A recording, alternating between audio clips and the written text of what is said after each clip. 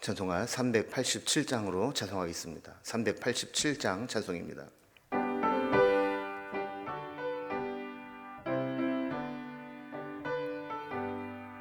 멀리 멀리 갔더니 처량하고 고나며 슬프고도 외로워 정처 없이 다니니 예수 예수 내 주여 지금 내게 오셔서 떠나가지 마시고 길이 함께 하소서. 예수 예수 내 주여 마음 아파 울 때에 눈물 씻어주시고 나를 위로하소서. 예수 예수 내 주여 지금 내게 오셔서 떠나가지 마시고 길이 함께 하소서. 다니다가 쉴 때에 쓸쓸한 것만 나도 홀로 있게 마시고 주여 보호하소서. 예수 예수 내 주여 지금 내게 오셔서 떠나가지 마시고 길이 함께 하소서. 아멘. 아멘. 오늘 함께 나눌 하나님 말씀은 구약성경 열왕기상 12장 1절에서 11절까지 말씀입니다. 열왕기상 12장 1절에서 11절까지 구약성경 534면에 있습니다. 말씀을 제가 봉독하겠습니다. 르호보암이 세겜으로 갔으니 이는 온 이스라엘이 그를 왕으로 삼고자 하여 세겜에 이르렀음이더라. 느밧의 아들 여로보암이 전에 솔로몬 왕의 얼굴을 피하여 애굽으로 도망하여 있었더니 이제 그 소문을 듣고 여전히 애굽에 있는 중에 무리가 사람을 보내 그를 불렀더라. 여로보암과 이스라엘의 온 회중이 와서 르호보암에게 말하여 이르되 왕의 아버지가 우리의 멍에를 무겁게 하였으나 왕은 이제 왕의 아버지가 우리에게 시킨 고역과 매운 무거운 멍에를 가볍게 하소서. 그리하시면 우리가 왕을 섬기겠나이다. 르호보암이 대답하되 갔다가 3일 후에 다시 내게로 오라 하매 백성이 가니라. 르호보암 왕이 그의 아버지 솔로몬의 생전에 그 앞에 모셨던 노인들과 의논하여 이르되 너희는 어떻게 충고하여 이 백성에게 대답하게 하겠느냐. 대답하되 왕이 만일 오늘 이 백성을 섬기는 자가 되어 그들을 섬기고 좋은 말로 대답하여 이르시면 그들이 영원히 왕의 종이 되리이다 하나 왕이 노인들이 자문하는 것을 버리고 자기 앞에 모셔있는 자기와 함께 자라난 어린 사람들과 의논하여 이르되 너희는 어떻게 자문하여 이 백성에게 대답하게 하겠느냐. 백성이 내게 말하기를 왕의 아버지가 우리에게 매운 멍에를 가볍게 하라 하였느니라. 함께 자라난 소년들이 왕께 아뢰어 이르되 이 백성이 왕께 아뢰기를 왕의 부친이 우리의 멍에를 무겁게 하였으나 왕은 우리를 위하여 가볍게 하라 하였은즉 왕은 대답하기를 내 새끼 손가락이 내 아버지의 허리보다 굵으니 내 아버지께서 너희에게 무거운 멍에를 매게 하였으나 이제 나는 너희의 멍에를 더욱 무겁게 하리라 할지라. 내 아버지는 채찍으로 너희를 징계하였으나 나는 전갈 채찍으로 너희를 징계하리라 하소서. 아멘. 우리 어제까지 살펴본 11장까지의 솔로몬의 역사는 끝이 납니다. 솔로몬은 처음에는 위대한 왕으로 시작했지만 마지막에는 온 나라를 힘들게 만들고 또 솔로몬이 죽은 이후에 나라를 갈라지게 만드는 장본인이 되었습니다.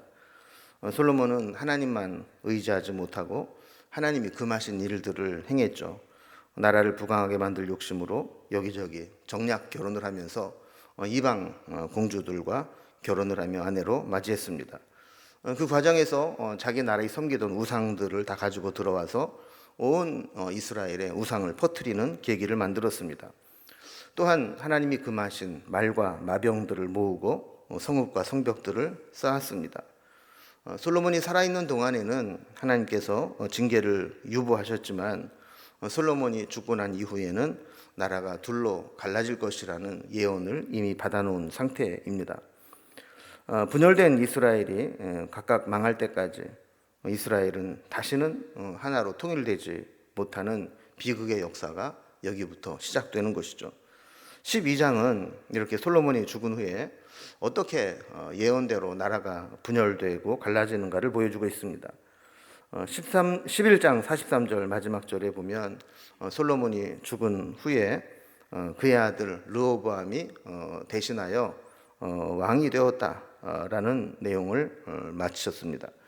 원래대로라고 한다면 이렇게 솔로몬이 죽고 나면 그의 아들 르호보암이 자동으로 왕위를 승계하는 것이 자연스러운 일입니다. 그런데 오늘 본문을 보면 분위기가 심상치 않습니다. 오늘 본문의 내용을 단락별로 구분을 해보면 1절에서 5절까지는 르호보암의 등급과 백성들의 요구사항이 나오게 됩니다. 여기에 대해서 6절에서 7절은 원로들의 지혜로운 조언의 내용이 나오고 8절에서 11절까지는 젊은 신하들의 어리석은 조언이 나오게 됩니다. 이 조언을 듣고 솔로몬이 어떻게 반응하느냐가 중요한 것이죠. 이제 단락별로 살펴봅니다만 첫 번째로 르호보암이 왕으로 등극을 하게 되고 왕이 된 르호보암에게 백성들이 찾아와서 요구사항을 전달하는 내용입니다. 1절에 보면 르호보암이 왕이 된 후에 세겜으로 갔다 그랬습니다. 보통 왕이 되면 백성들은 왕 앞에 나와서 축하하고 왕에게 충성을 맹세하게 됩니다. 그러면 당시 수도였던 예루살렘으로 와야 되는데 르호보암이 세겜으로 갔다고 그랬습니다. 이건 당시의 민심이 어떠한가를 여실히 보여주는 내용입니다. 유다 지파를 제외한 북쪽의 대부분의 지파는 르호보암을 지지하지 않고 있었고 예루살렘으로 올라가지 않게 되자 이제 르호보암이 그들 있는 세겜으로 나가게 된 것입니다. 그래서 르호보암은 이렇게 자기에게서 등을 돌리려고 하는 백성들의 마음을 얻기 위해서 세겜으로 올라가게 된 것이죠. 2절에 보면 이때만 해도 여로보암이 애굽에 숨어 지내고 있었던 것을 알게 됩니다. 그런데 3절에 보면 백성들이 애굽의 도피에 있는 여로보암을 불러들입니다. 그리고 그를 대표로 삼아서 르호보암을 찾아가게 되죠. 여로보암은 요셉 족속의 노역에 감독하는 일을 맡다가 솔로몬에게 발탁되어서 중직에 올랐습니다. 그런데 하나님이 그를 통해서 반역을 일으키게 되었고 이것이 발각되어서 애굽으로 도망가 있던 자죠. 새롭게 왕이 된 자에게 나가면서 이렇게 선왕에게 반역을 일으키려고 했던 자를 대동해서 함께 나갔다는 것은 그만큼 분위기가 심상치 않다는 것을 보여주는 것입니다. 북쪽 10지파 사람들은 여로보암을 대변인으로 삼아서 새롭게 왕이 된 르호보암을 찾아간 것이죠. 벌써 이스라엘은 남북으로 균열된 민심을 가지고 있었고 또 북쪽에 있는 사람들은 여로보암을 르호보암보다 훨씬 더 의지하고 있는 모습을 보게 됩니다. 그런데 르호보암은 여전히 분위기를 잘 파악하지 못하고 잘못 처신하고 있는 것을 보게 됩니다. 4절에 보면 저들이 르호보암을 찾아온 이유를 설명합니다. 왕의 아버지가 우리의 멍에를 무겁게 하였으나 라는 말로 시작을 하면서 왕은 어떻게 할 거냐라고 묻는 거죠. 여기에서 이스라엘 백성들은 솔로몬 시절에 대규모 토목 공사를 하고 또 거기에 필요한 자금을 충당하기 위해서 막대한 세금을 이제 부과하게 되면서 세금과 부역으로 동원되는 사람들의 불만이 엄청나게 쌓여가고 있음을 보게 되죠. 솔로몬은 왕국과 성전 그리고 여러 성읍들을 건축하였고 뿐만 아니라 사치스러운 왕실 운영으로 백성들에게 과도한 부담을 주었던 것입니다. 솔로몬이 살아있을 때는 감히 이런 불만을 이야기하지 못했다가 솔로몬이 죽고 나자 이제 그 아들 르호보암이 왕이 되었을 때 그에게 이 문제를 해결하기 위해서 나아간 것이죠. 그 다음에 보면 저들은 르호보암에게 이렇게 이야기를 합니다. 왕은 이제 왕의 아버지가 우리에게 시킨 고역과 매운 무거운 멍에를 가볍게 하소서. 그리하시면 우리가 왕을 섬기겠나이다 라고 요청합니다. 왕위가 바뀌는 과도기를 통해서 저들의 요구사항을 전달한 것입니다. 이것은 르호보암에게 앞으로 나라를 다스릴 원칙을 밝혀달라고 요구한 것이죠. 5절에 보면 솔로몬이 즉각적인 답을 미루고 3일 후에 다시 나오면 그때 대답해 줄 것이다 라고 하면서 저들을 돌려보냅니다. 르호보암도 이 상황이 아마 보통 상황은 아니고 뭔가 좀 심각한 결과를 초래할 수 있다는 것을 느꼈던 것 같습니다. 그래서 3일이라는 시간을 벌면서 아마 후에 다시 이야기하자고 돌려보낸 것이죠. 이건 좋게 보면 신중한 결정을 내리기 위해서 숙고하는 시간이 필요했다라고 볼 수 있지만 또 나쁘게 본다면 르호보암이 왕이 되었지만 그의 어떤 국정 철학이라든지 통치 원리가 아직 정해지지 않았다라는 것을 의미하기도 합니다. 여기에 대해서 그는 그의 신하들에게 조언을 구하는 모습을 보게 됩니다. 먼저 두 번째 단락을 보면 원로들에게서 지혜로운 조언을 듣게 됩니다. 6절에 보면 솔로몬은 이 기간 동안에 먼저 솔로몬의 생전에 솔로몬을 모셨던 모사들인 이 노인들과 의논을 합니다. 7절에 보면 노인들은 지혜로운 대답을 해줍니다. 왕이 이 백성을 섬기는 자가 되어 그들을 섬기고 좋은 말로 대답하면 그들이 영원히 왕의 종이 될 것입니다 라고 이야기를 한 거죠. 옳은 이야기죠. 솔로몬 곁에서 오랫동안 얻은 국정 경험과 지혜로 아주 현명한 대답을 해준 겁니다. 그러니까 북쪽 사람들은 남쪽 유다에 대해서 많은 불만을 가지고 있었습니다. 결국 수도도 남쪽 유다에 있었고 모든 것들이 남쪽에 있는 유다 지파 출신의 솔로몬의 왕을 위해서 공사가 진행이 되는데 사실 여기에 동원된 사람들은 대부분 이제 북쪽 사람들이었고 세금을 냈지만 그들에게 돌아오는 것은 없었던 것이죠. 그래서 그들은 어쩌면 우리가 남쪽 유다를 위해서 노예처럼 부림받은 게 아니냐. 마치 유다 백성들이 애굽에서 종살이 하듯이 그러면서도 애굽만을 위해서 모든 걸 빼앗겼듯이 북쪽 사람들은 남쪽 유다를 위해서 모든 것들을 다 동원하고 그리고 우리에겐 돌아오는 것이 없는 게 아니냐 이런 생각들을 가지고 있었던 것이죠. 만약에 르호보암이 원로들의 말을 듣고 그들을 잘 섬기겠다 하는 마음을 주어서 마음을 달랬더라면 아마 이스라엘의 역사는 달라졌을 겁니다.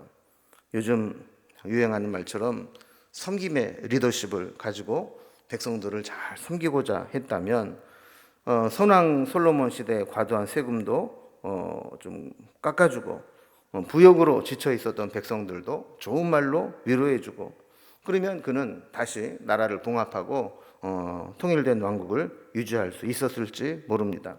그런데 르호보암의 마음에는 이 원로들의 의견이 썩 마음에 들지 않았던 것 같습니다. 어쩌면 아버지 솔로몬에 대한 부정적이고 비판적인 태도에 마음이 상했을 수도 있습니다.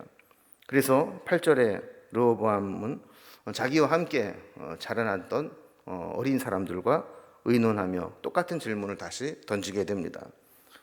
세 번째 단락을 보면 이렇게 젊은 신하들의 조언을 구했을 때 그들의 대답이 나오게 됩니다.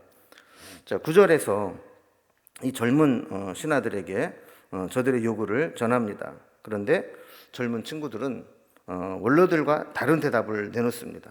10절에 보면 이렇게 이야기를 하게 합니다. 내 새끼손가락이 내 아버지의 허리보다 굵으니 내 아버지께서 너희에게 무거운 멍에를 매게 하였으나 이제 나는 너희의 멍에를 더욱 무겁게 할지라.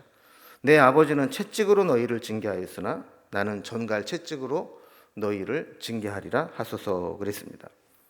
그 젊은 신하들의 이 조언은 르호보암에게 아첨하기 위한 말이었지 정말 필요한 지혜로운 말은 아니었습니다. 어쩌면 이 말은 불난 곳에 기름을 끼얹는 것과 같은 말이었습니다. 이러한 조언은 혈기왕성한 르호보암의 감정을 부추겼고 지치고 불만이 많았던 북쪽 이스라엘 백성들의 마음을 닫아버리게 만드는 매우 미련한 조치였죠. 이제 문제는 르호보암의 선택과 결정에 달려 있습니다.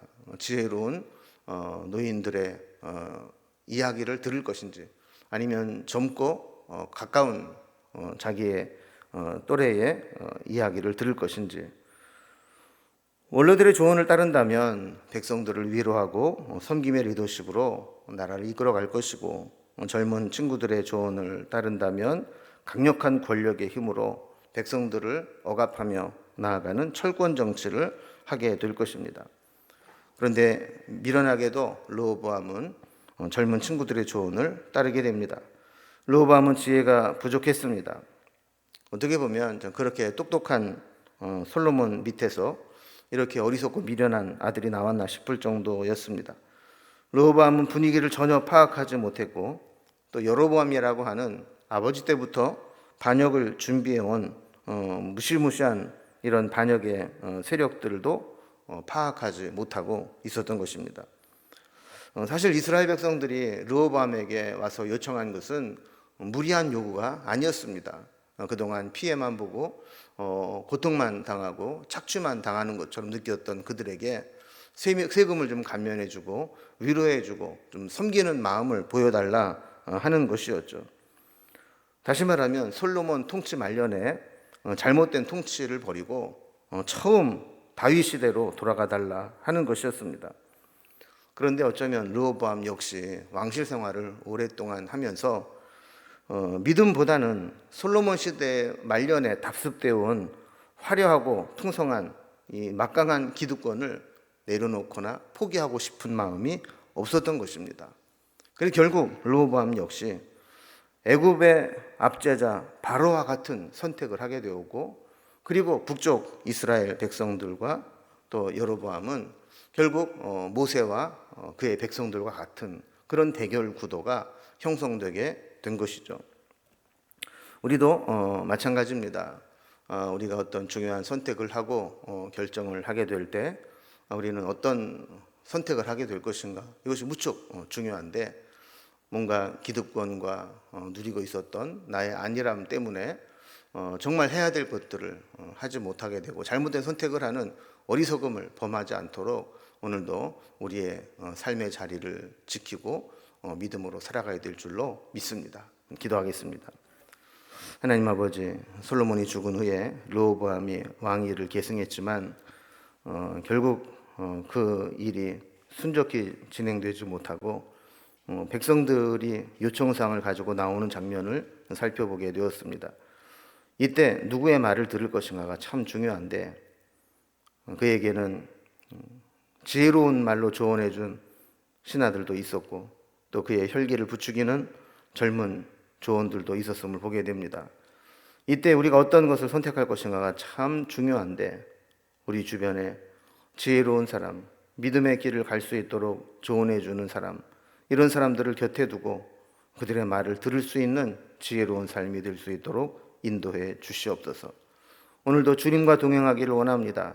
주님 주신 말씀대로 살아가기를 원하고 주님께 기도하며 하루를 보내기를 원하오니, 오늘도 해가 맞도록 우리와 함께해 주시고 우리의 모든 기도에 응답하여 주시옵소서. 우리의 마음의 소원을 아시는 주님께서 우리의 모든 기도 가운데 함께 하실 것을 믿으며 예수님의 이름으로 기도드리옵나이다. 아멘. 각자의 기도 제목들로 자유롭게 기도하시겠습니다.